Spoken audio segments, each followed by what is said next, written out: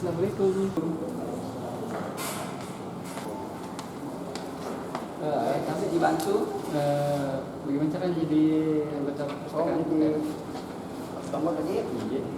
Kalau bisa Pak, kita isi buku pengunjung, buku tamu, nanti dikasih formulir untuk anggota. Tulis kan? Ya, kami. Ya.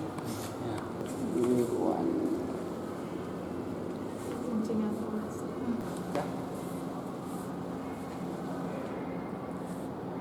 Oke, terus Nomor identitas? bisa pakai KTP, bisa kartu pelajar, kartu bisa, oke bisa.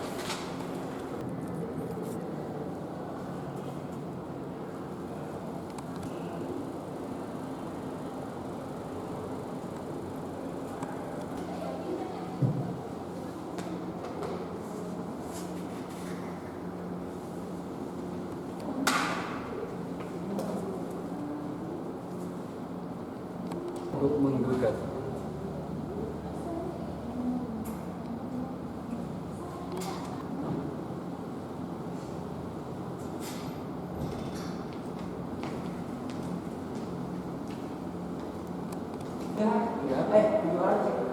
Kalau itu banyak juga, paling lama 7 hari. 7 hari bisa ini. Lalu 3 hari nggak habis.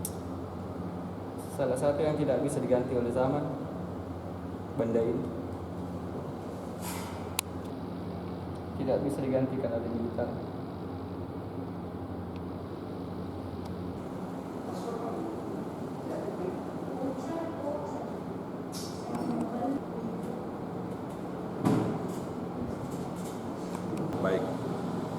Baik, terima kasih. Assalamualaikum warahmatullahi wabarakatuh.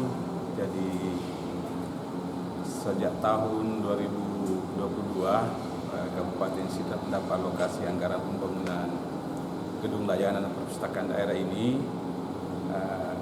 Tujuannya adalah bahwa pemerintah menyiapkan layanan pustaka ke pustaka dengan harapan bahwa segala permasalahan yang ada di masyarakat, apakah terkait dengan ekonomi, hukum, sosial, semua kita siapkan di perpustakaan ini literasinya.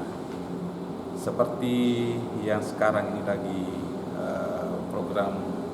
programnya perpustakaan nasional itu ada namanya program perpustakaan transformasi perpustakaan berbasis inklusi sosial. Tujuannya adalah pemberdayaan masyarakat dengan keberadaan perpustakaan. Makanya program utama perpustakaan Kabupaten Sidrap ini melalui Dinas Perpustakaan dan Kearsipan, pertama kita siapkan layanan di gedung perpustakaan ini dengan berbagai literasi. Terus yang kedua, kita aktif juga lakukan perpustakaan keliling dalam rangka pembinaan ke perpustakaan desa, perpustakaan sekolah. Harapan kita bahwa dengan adanya kegiatan perpustakaan ini, permasalahan atau kendala yang ada di masyarakat melalui pemberdayaan masyarakat dengan menyiapkan literasi sehingga permasalahan yang ada di masyarakat bisa tertangani. Seperti itulah sebenarnya harapan dan tujuan dari transformasi perpustakaan berbasis inklusi sosial. Artinya perpustakaan ini bukan hanya menjadi tempat dokumen literasi atau buku-buku tua, tetapi ke depan ini perpustakaan bisa bertransformasi menjadi tempat dalam rangka pemberdayaan masyarakat, menyiapkan literasi dengan menjawab atau permasalahan-permasalahan yang ada di masyarakat. Contoh kasus bahwa di industri-industri kecil kita siapkan literasinya di sini dengan harapan bahwa masyarakat nanti dengan berdasarkan potensi yang ada di daerahnya dia bisa mengembangkan usaha industri kecil, termasuk juga perbengkelan seperti itu. Di samping itu perlu saya sampaikan bahwa perpustakaan ini dalam rangka peningkatan SDM sangat konsen pemerintah daerah menyiapkan literasi. Karena kalau di sekolah itu hanya terbatas hanya berapa jam, tapi kalau kami di gedung layanan perpustakaan ini kadang-kadang kami buka layanan sampai malam. Nah, juga bahwa perpustakaan itu memang menjadi program utamanya, kita siapkan wifi gratis dan fasilitas yang nyaman sehingga pemustaka itu bisa betah dan bisa memanfaatkan gedung layanan ini. Contoh kasus bahwa beberapa mahasiswa untuk mengerjakan tugas-tugasnya atau tugas akhirnya mereka memanfaatkan fasilitas layanan yang ada di gedung layanan ini seperti wifi gratis, tempat suasananya nyaman sehingga kadang-kadang mahasiswa kalau hari-hari tertentu mereka lebih senang mengerjakan tugasnya di sini. Bukan saja mahasiswa, masyarakat umum, anak sekolah, kami siapkan untuk layanan di perpustakaan ini. Nah, untuk mengakses layanan tersebut, Pak, mungkin seperti apa? Mungkin baik. masyarakat umum atau mungkin pelajar untuk bisa dapat mengakses Baik, itu. untuk tahun 2024 ini di samping memang sudah ada aplikasinya, jadi kami setiap ada pemustaka datang ke kami ke gedung layanan ini mereka harapkan bisa mengakses. Ada namanya Bintang Ipusnas. Di aplikasi Bintang Ipusnas ini semua buku-buku yang ada di Perpustakaan Nasional ada disiapkan secara online di Ipusnas. Di samping itu untuk literasi mata pelajaran perkuliahan mahasiswa ada di Bintang Pusnas namanya. Ada 2, Ipusnas dan Bintang Ipusnas. Terus yang kedua, tahun 2024 ini mudah-mudahan kami sudah ke Jakarta kemarin minta difasilitasi untuk bantuan pojok baca digital. Jadi di pojok baca digital ini kalau umpamanya ada pemustaka yang agak kurang serak dengan membaca literasi yang manual, bisa dia memanfaatkan pojok baca digital nanti secara manual.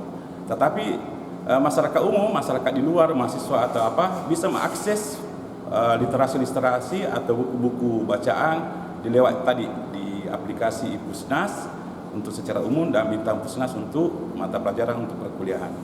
Nah, persyaratannya Pak untuk mungkin masyarakat atau mungkin para pelajar untuk bisa memanfaatkan itu semua seperti apa Pak? Untuk kalau berkunjung dia di gedung layanan ini terbuka untuk semua, gratis, sisa kita fasilitasi mereka untuk menjadi anggota, mendapatkan kartu anggota perpustakaan. Tapi khusus untuk yang layanan ini dia hanya siapkan emailnya saja dan kode akunnya, mereka bisa akses secara mandiri untuk Ipusnas dan Bintang Pusnas. Jadi banyak teman-teman atau adik-adik mahasiswa yang pernah berkunjung kemari, mereka terbentur mencari literasi untuk penyusunan tugas kuliahnya. Setelah kami arahkan mereka mengakses Ipusnas atau Bintang Pusnas, mereka dapat buku-bukunya di situ. Kalau fisiknya tidak dapat di sini, tapi di online di aplikasinya Ipusnas dan Bintang Pusnas itu mereka dapat yang literasi yang dia cari. Oke. Di samping gedung layanan perpustakaan nanti ke depan, kami siapkan satu tempat yang bisa berinteraksi antara membahas masalah topik-topik tertentu. Ada kami bikin nanti semacam podcast.